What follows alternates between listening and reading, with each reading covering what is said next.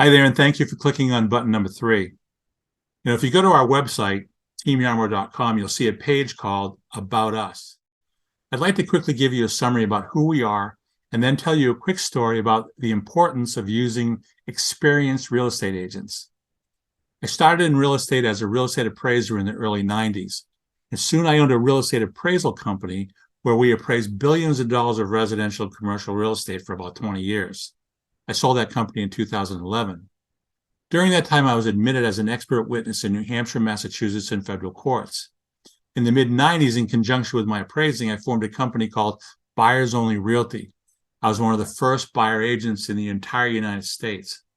I bought a RE/MAX franchise in 2001 and was inducted into the RE/MAX Hall of Fame in 2005. In 2011, my team joined Keller Williams, and we were there until 2022, where we joined Coldwell Banker Realty. Deb's been a full-time agent since our youngest entered high school in 2012. Prior to that, she helped me manage my appraisal company and worked part-time with me in real estate. She's a great marketer and a relentless buyer agent. The value to using experienced agents like us is that we can see potential problems and deals before they arise and provide solutions that will get you to the closing table quicker and with less stress. Now, this is a story about why it's important to use real estate agents with experience. A few years ago, I remember the Jones family, not their real name, hired us to list and sell a 3-family building in Nashua. A few days later, the Smith family, not their real name, hired us to list and sell the single-family ranch in Hudson. A few days after that, the Garcia family, not their real name, but they were Spanish, and there was a language barrier that we had to overcome a bit later in the story. They also had a Spanish-speaking buyer agent. So they made an offer on the Jones 3 family, and we put it under contract. Now, there were a couple families involved in this purchase. I remember the dad and the daughter being the primary borrowers and buyers. We then took the owners of the 3 family over to see my listing in Hudson. They loved it, so we wrote an offer as legal disclosed dual agents, and we put it under contract. We then took the Smiths, the owner of the Hudson home, to Litchfield to look for finished new construction. They loved it. We wrote up an offer, and our offer was accepted.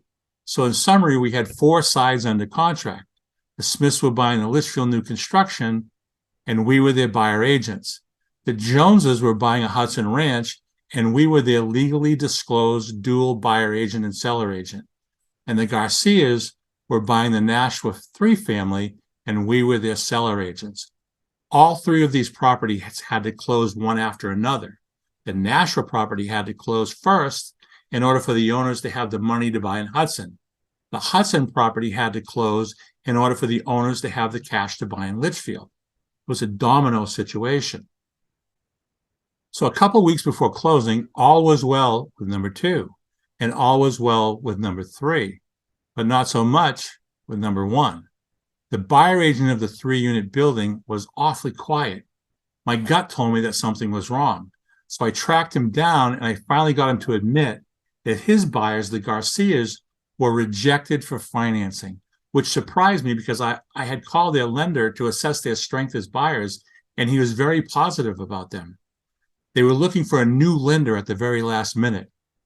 Now, many agents would have pulled the plug at this point and just put the 3-family back on the market in hopes of salvaging all 3 deals, but not me. I wanted to know what the real problem was. So I called a Spanish-speaking loan officer friend of mine and asked her to review the situation to find out why these buyers were denied. She did a great job. I learned the next day why the mortgage company had denied them funding. It turns out that after applying for the mortgage, the daughter, borrower, co-signed a small $3,000 car loan for her brother, Juan. This bumped her debt ratios above the acceptable limits. So after ascertaining that this was the only reason they were denied funding, I made an appointment for me, daughter, and Juan to meet with the small loan lender, Triangle Credit Union. As the 3 of us sat in front of one of the Triangle VPs, I asked this lady if they could switch the co-signer of the small loan to me. She basically said, sorry, no. I then reached into my pocket and pulled out $3,000 cash and told her I was paying off the loan. She asked Juan if that's what he wanted to do. And he said, yes, absolutely. I then shook Juan's hand and he offered to pay me $100 per month for the next 30 months. There was no interest and nothing in writing. Later that week, all 3 properties received their final loan approvals, and the following week we had the closings. And everyone was happy, especially me. The point of the story is this. Chances are the next real estate deal you're involved with may very well be the largest transaction of your life. You might be able to hire an inexperienced or inattentive real estate agent, and if everything goes perfectly, you'll be okay. But sometimes real estate deals get complicated and things happen.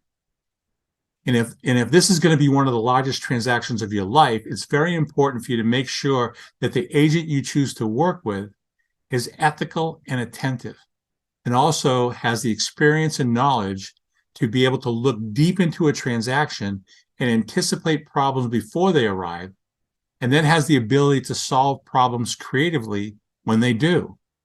As I mentioned, if you partner with Team Yarmo when buying or selling a home, I will personally see to it that you get the kind of ethical, attentive, experienced, and knowledgeable service you have every right to expect. By the way, Juan was true to his word. He never missed a payment. Please call us. You'll be happy you did.